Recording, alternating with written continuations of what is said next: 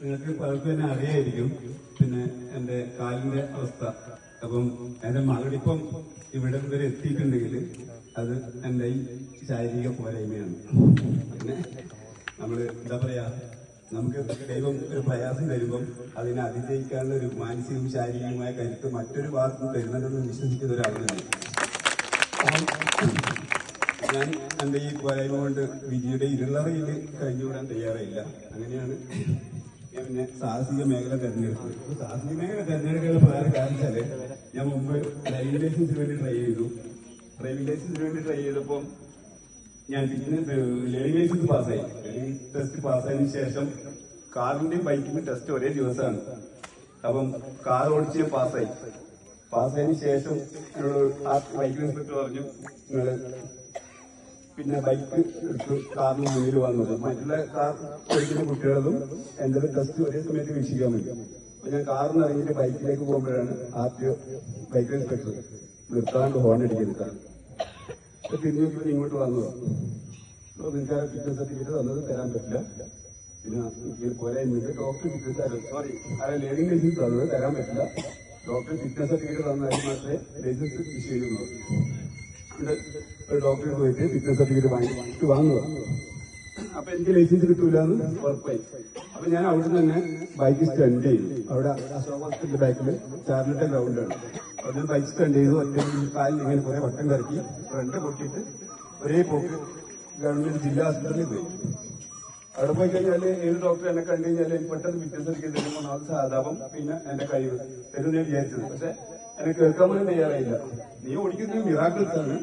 5 വയസ്സുള്ള കുഞ്ഞ് വണ്ടി ഓടിച്ചാൽ ലൈസൻസ് തരാൻ പറ്റില്ല.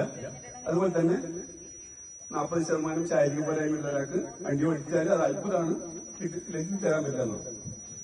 അങ്ങനെ ഞാനത് നിയമ പോരാട്ടം തന്നെ നടത്തി. അവസാനം എനിക്ക് ഫിറ്റ്നസ് സർട്ടിഫിക്കറ്റ് അനുവദിച്ചു. ഞാൻ ലൈസൻസ് നേടി. പിന്നെ ഓട്ടോമൊബൈൽ പഠനം മാത്രമല്ല, പിന്നെ എനിക്ക് വണ്ടി ഓടിക്കാൻ പറ്റില്ല എന്ന് പറഞ്ഞതിന് സ്ഥിതിക്ക് ഞാൻ ഓട്ടോമൊബൈൽ പഠനം പൂർത്തിയാക്കി. ആ മേഖലയിൽ 10 വർഷം ഗൾഫിൽ പോയിട്ട് കാർ മെക്കാനിക്കായിട്ട് ജോലി ചെയ്തു. അപ്പം തിരിച്ചു വന്നതിന് ശേഷമാണ് ഞാൻ സാഹസിക മേഖലയിലേക്ക് പൂർണ്ണമായിട്ട് ചെയ്യുന്നത്. അങ്ങനെ മൂന്നാറിൽ വെച്ചുള്ള റോക്ക് ക്ലൈംബിംഗ് വെച്ച് പരിശീലനം ഞാൻ പൂർത്തിയാക്കി. റോക്ക് ക്ലൈംബിംഗ് പരിശീലനം പൂർത്തിയാക്കി. പിന്നെ അവിടുന്ന് തന്നെ സ്പെഷ്യൽ ഓഫീസറെ പുലിയിലേക്ക് അയച്ചു. പാരാഗ്ലൈഡിംഗ് പഠിക്കാൻ അയച്ചു. പാരാഗ്ലൈഡിംഗ് പഠിക്കാൻ പോയി ഞാൻ അവിടുന്ന് പാരാസൈലിംഗ് കൂടി പഠിച്ചു. പാരാസൈലിംഗ് എന്ന് വെച്ചാൽ എന്താ വെച്ചാല് പിന്നെ ക്ഷമിക്കണം. പാരാസൈലിംഗ് എന്ന് വെച്ചാല് ജീപ്പിന്റെ പകുതിയിൽ ഒരു 300 മീറ്റർ ലെങ്ത്തുള്ള കയറിന് പാരച്യൂട്ട് ബന്ധിപ്പിച്ചിട്ട് സാറിന് കയറിക്കും. അപ്പം ആ ജീപ്പ് ഓടിക്കുന്നതിനനുസരിച്ച് കാറ്റിന്റെ ഗതിക്കനുസരിച്ച് പാരച്യൂട്ടിൽ പിടിച്ചു നിൽക്കുന്ന ആള് ആകാശത്തിലേക്ക് പറപ്പിക്കുന്നതാണ് പാരാസൈലിംഗ്. അപ്പൊ അത് ചെയ്യണമെങ്കിൽ പാരച്യൂട്ടിൽ പിടിച്ചു നിൽക്കുന്ന ആൾക്ക് ഒന്നും ടെൻഷനൊന്നും വേണ്ട, അവിടെ ഡമ്മി നിൽക്കുമ്പോൾ നിൽക്കാൻ വേണ്ടിയുള്ളൂ. പക്ഷെ ജീപ്പ് ഓടിക്കുന്ന ആള് ആ കാറ്റിന്റെ ഗതിക്കനുസരിച്ച് പ്രത്യേക വിധത്തില് അത് ഓടിക്കണം. അയാളെ കൺട്രോൾ എന്ന് പറയാം. അപ്പൊ ആ കൺട്രോൾ സർട്ടിഫിക്കറ്റ് ഞാൻ കൂടി എടുത്തു. അത് കാരണം വെച്ചാല് എനിക്ക് ഓടിക്കാൻ പറ്റാത്ത വണ്ടി ഉപയോഗിച്ചിട്ട് ഞാൻ ആൾക്കാരെ ആകാശത്ത് പറക്കുന്ന ആ പാരസൈലിംഗ് കൺട്രോൾ കൂടി പൂർത്തിയാക്കി ഒരു സംഭവമായിരുന്നു. പിന്നെ അതിൽ കഴിഞ്ഞാല് ഞാൻ മൂന്നാറിന് കണ്ണൂർ ജില്ല സ്റ്റേറ്റ് സംസ്ഥാന മൗണ്ടനിയറിംഗ് അസോസിയേഷന്റെ ജില്ലാ ചേർത്ത് തുടങ്ങാൻ വേണ്ടി പറയുന്നത് വി ശിവൻകുട്ടി MLA ആയിരുന്നു. അവിടെയായിരുന്നു എന്റെ പ്രസിഡന്റ്. അപ്പം ഞാൻ അതുകൂടി ഏറ്റെടുത്തതിന് ശേഷം കാഞ്ഞിരക്കൊല്ലയില് പരിപാടി വെച്ചു. കുട്ടികൾക്കായിട്ട് റോക്ക് പരിശീലനം വെച്ചു. അപ്പൊ പരിശീലനത്തിൽ പങ്കെടുക്കാൻ ഒരുപാട് കുട്ടികൾ പത്രത്തിൽ കേട്ട് പേര് രജിസ്റ്റർ ചെയ്തു. 1-2 കുട്ടികൾ പറഞ്ഞു, നമ്മളെ വീട്ടിൽ നിന്ന് വിടുന്നില്ല, സാറിന് വീട്ടിൽ വിളിച്ചിട്ട് ഒന്ന് റിക്വസ്റ്റ് ചെയ്യോ, ഇത് അപകടമുള്ള കാര്യം വിടുന്നില്ല എന്ന് പറഞ്ഞു. അങ്ങനെ ഞാൻ ആ വീട്ടിൽ വിളിച്ചിട്ട് രക്ഷാകരണം പറഞ്ഞു, നിങ്ങളുടെ കുട്ടികൾ വിടാത്തില്ല.